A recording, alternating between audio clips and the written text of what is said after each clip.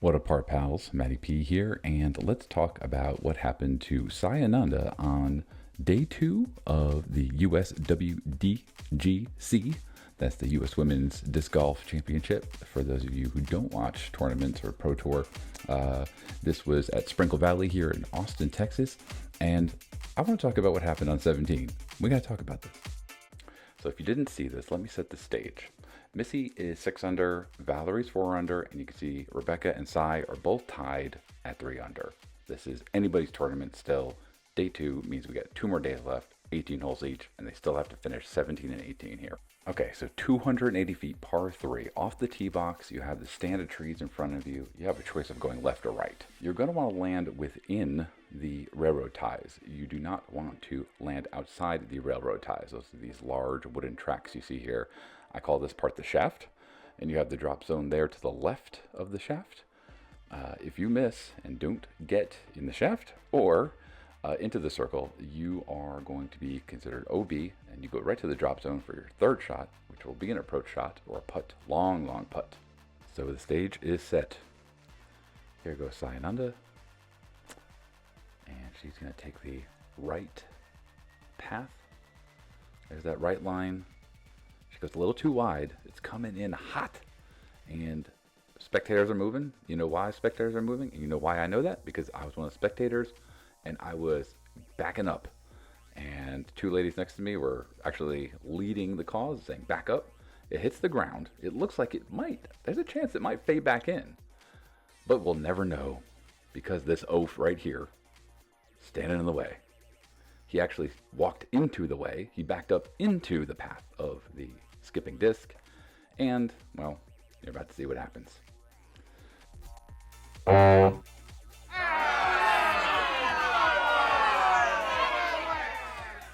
Now, straight up, I'm telling you that this dude, if he plays disc golf, he should know to not be in that spot.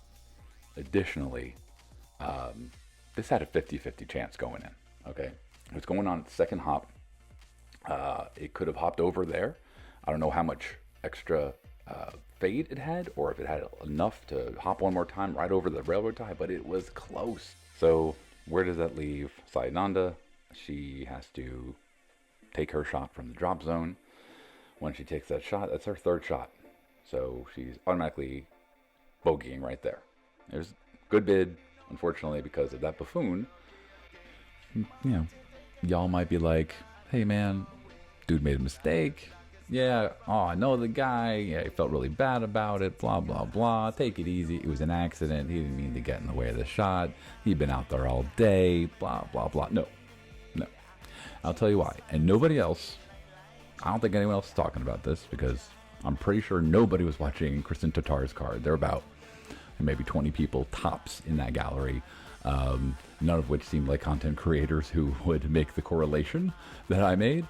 But on Championship Sunday, I went out and walked around, wanted to watch a few of the cards. There was a politically disturbing card with Natalie Ryan and one of the Lynch twins and the mom, like, on the bag. I didn't see her carrying the bag at all. She was just wearing the bib and, like, doing whatever she does. And it was awkward. There was some weird tension and distance going on there.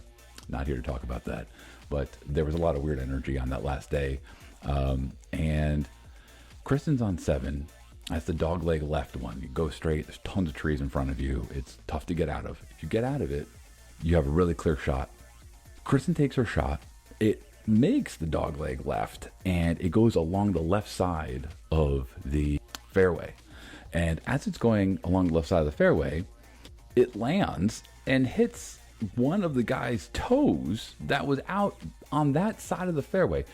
At no point, unless someone was going to look to see if something went out of bounds on that side, was anyone ever on that side. There was nobody from the gallery on that side. The gallery was on the right side.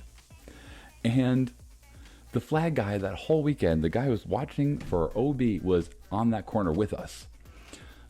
So I look over and I just kind of saw the corner of my eye. It hit some person's toes. I look up. Guess what? It's the same guy.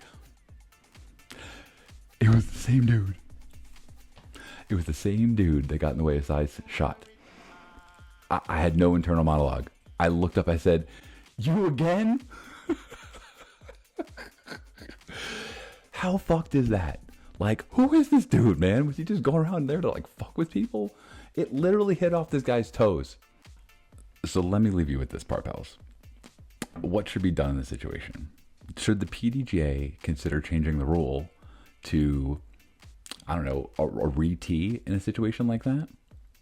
Maybe it's the choice of not the card, but the player. And the player can say, okay, I would like to re-tee and take that shot again. I think it's circumstantial. It needs to be hammered out where there should be a reasonable expectation that that person could have got the disc inbounds. I think that if there was a clear possibility that could have hopped and rolled in or something, I think that should be allowed. And it can be debatable by the card, potentially, maybe even up to the tournament director. There's a lot of details in that you probably want to hammer out, but I like to hear some solutions. So I don't like to point out a problem and not offer a solution. So I think that the rule needs to be looked at. I think the rule should be changed to a player call. There should be, it should be under a certain context. So if in the Sai situation, I think that's a perfect example. I think it's questionable if it was like maybe a 1% or a 0% chance that was ever getting back in and it hit somebody. Obviously, if she was 100 feet out to the right and it landed out there, no. I know it happened to Anthony Barella. I'm pretty sure it happened to Eric Gibson, I believe, once. But it happened to many people. It's not just those three names. It's definitely a huge deal because these people are playing for money. They're playing for championship status. People are very competitive. That's why people play disc golf and professionally. So let me know in the comments what you think, what solution there is, or should have just been, that should just be the rule, and that's it. So thanks for watching. I have so much more to show you guys. We're going to be doing caddy stuff, like Maddie the Caddy. It's the whole thing. It's the whole thing. I even got my own dance. I went back and played Sprinkle Valley after caddying it for 4 days. I had to go play after seeing all the amazing lines that the women were hitting. I learned a lot about how to play it, except for 18. 18 is fucking tough in that par 5 situation. But there's so much to talk about, and I got another one coming up, another funny story. Yeah, so stay tuned, subscribe. I'd love to have you here as a part pal if you're not subscribed already.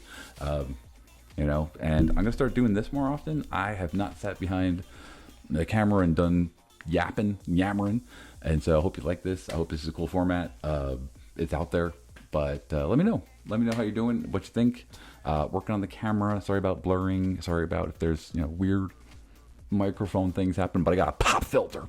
So as always, may your teeth be short and your big disc energy long. Peace out. Feeling to the rhythm.